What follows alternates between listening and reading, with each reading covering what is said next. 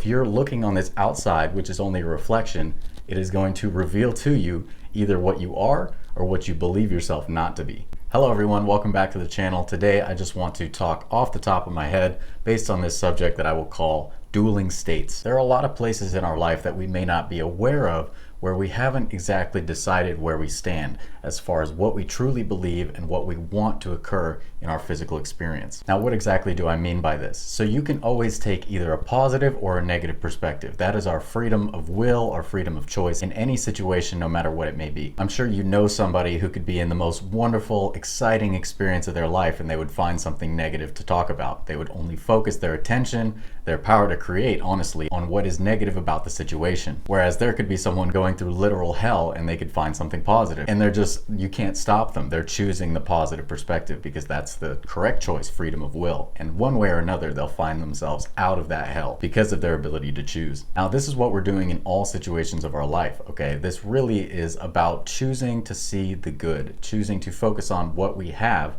and have already done as opposed to what we want to accomplish, okay? So when you're manifesting, you don't want to be stuck in a state of want or need or lack, okay? Because lack isn't truth. If you are everything there is, if you are the God of the universe or the universe itself, whatever you want to call it, if you are that impersonal force that makes up absolutely everything, how can there be lack?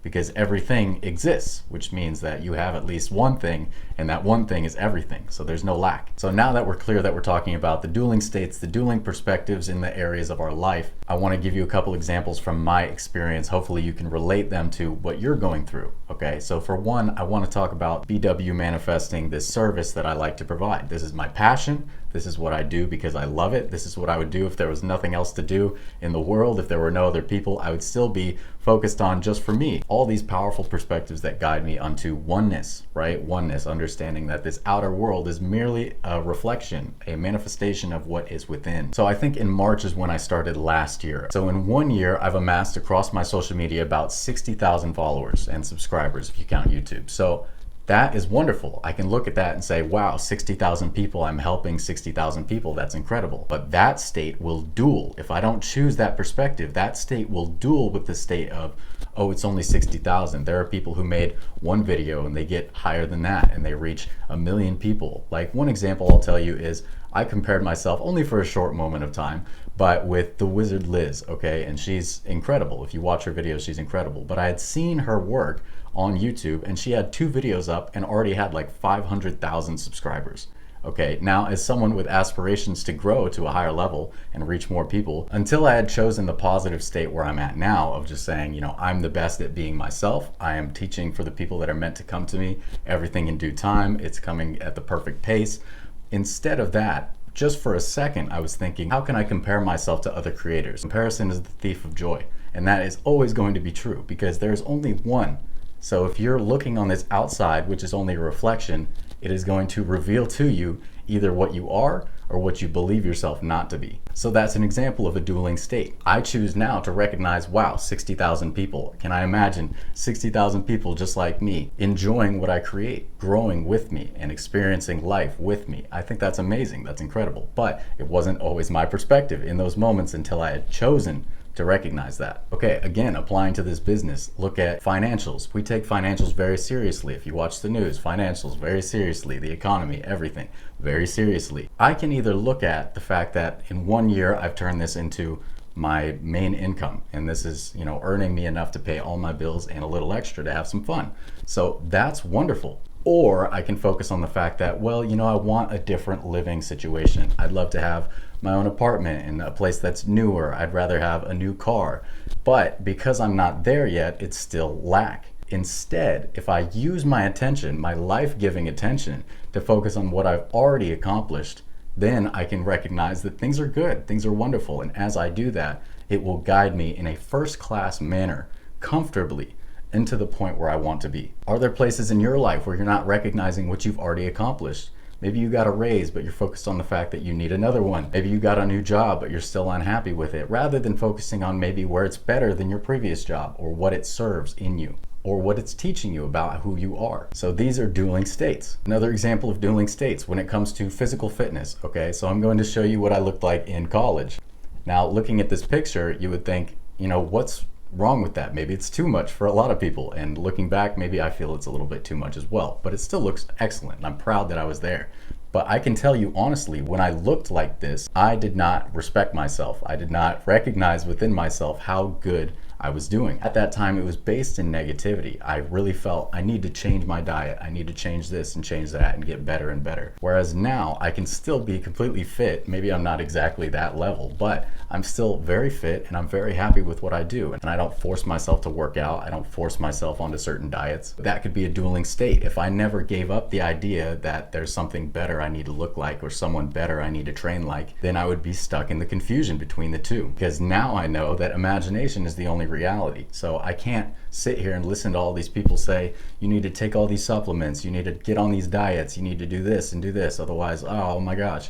And that's what we're bombarded with, all this information. But I'm telling you, these facts of the world, as Neville Goddard said, these are the stones. This is how people stone you. That's why it's best to not listen to the facts of the world, because as you persist in your assumption that you already have what you want or you already are the person that you desire to be, then through faith, that is loyalty to the unseen reality, loyalty to your imaginal act or your affirmation or your feeling, will guide you across the bridge of incidents, the series of events that gets you to be that one or gets you to have that thing, whatever it is. So we need to know how to rely on only ourselves, okay? And we need to know where we aren't honoring the highest possibility, the highest choice, the positive side, if you will. So the main purpose of this is really to help you look at different aspects of your life. Look at your work, look at your health, look at your relationships with family or romantic. Look at all these different aspects. You know, are you learning anything? Are you learning languages? Are you traveling? Whatever it is, are you focused on what you want more so than what you already have?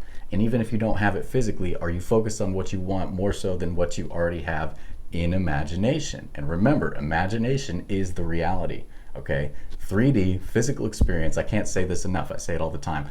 3D physical experience is merely a time-dilated reflection of the reality of imagination, okay? That's why when people, they try and make changes physically, they say, I need to take more action, I need to do this and talk to these people and do these things.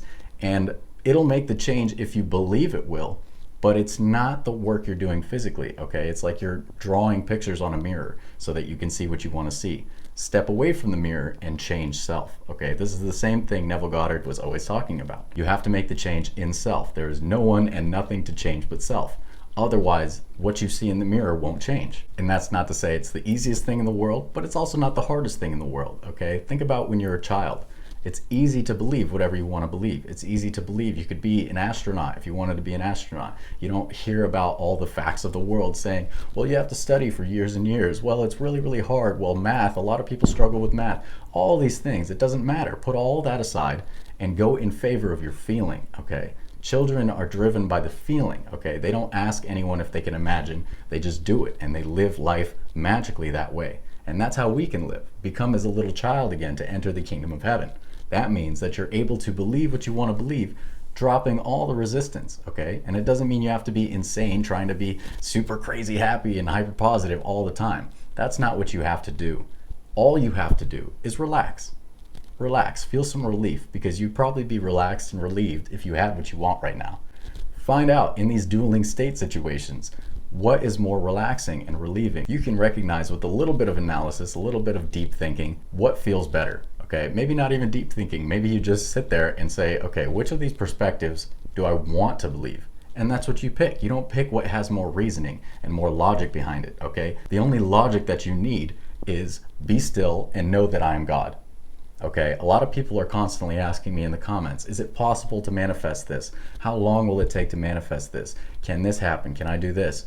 Don't ask me that, because if you're asking me that, you're already putting something outside yourself. You don't believe that it's possible. If you're asking if it's possible, then you're starting the race backwards, okay? You're going to have to turn around and recognize who you are before you can start trying to create whatever it is. That's why Neville Goddard in his lecture, The First Principle, that is the first principle. Be still and know that I am God. Know that you are God. And it's not to say it in some crazy pompous way. You're not bragging to anyone. Everyone has this power, but it's whether or not you're willing to recognize it, whether or not you know how to use it, whether or not you have the faith in yourself to make it work. And a lot of people won't understand that. A lot of people will hear me say, I am God, you are God, we are all God, and they think it's blasphemy. William Blake said it best: that which can be made explicit to the idiot is not worth my care. People have to be willing to apply this in order to actually understand it. Otherwise, it's just going to be words, it's going to be theories. But how do you make a theory into a law? You test it and test it and test it. And I'm testing it all the time. You should be testing it all the time. A lot of people just have big things in their life that they want to manifest. You could have minor inconveniences like traffic, and imagine yourself getting home saying, oh, thank God the traffic cleared up. And after a moment, you'll notice, wow, the traffic actually cleared up. In those moments, you want good dinner. Imagine yourself full, satiated with a wonderful dinner. I do this all the time. I'm telling you, you are always on. What you think feelingly and think habitually is going to be experienced. So make a habit of recognizing these dueling states. Make a habit of watching the mind. Your conscious mind is meant to be the watchman at the gate. Okay? It is not supposed to let anything into the feeling nature of the subconscious that is not in alignment with your desire. So many people will be manifesting money and then they let themselves worry about the bills. Okay? I used to be this way. I'm working on it. Everybody's working on it, right? That's why I'm saying I'm choosing this higher perspective of recognizing how blessed I am that something that I'm passionate about makes me enough to pay all my bills. Okay, at one point it didn't. I was struggling, things were really hard. So I can recognize that things are good, or I can worry and say, oh, is this gonna get the bills paid this time? These are the dueling states for this situation. I can either recognize, wow, this in 1 year, it's made this much, I'm already getting all the bills paid, everything's covered, it's wonderful. It didn't used to be this way. Or I can do what many people do and imagine myself paying the bills, and the moment that I get up from my seat, get right back into worrying and thinking, is it gonna happen this time? Am I gonna get the sales? Am I gonna get the views? I know which one of those feels better. You know which one of those feels better. So recognize these dueling states, okay?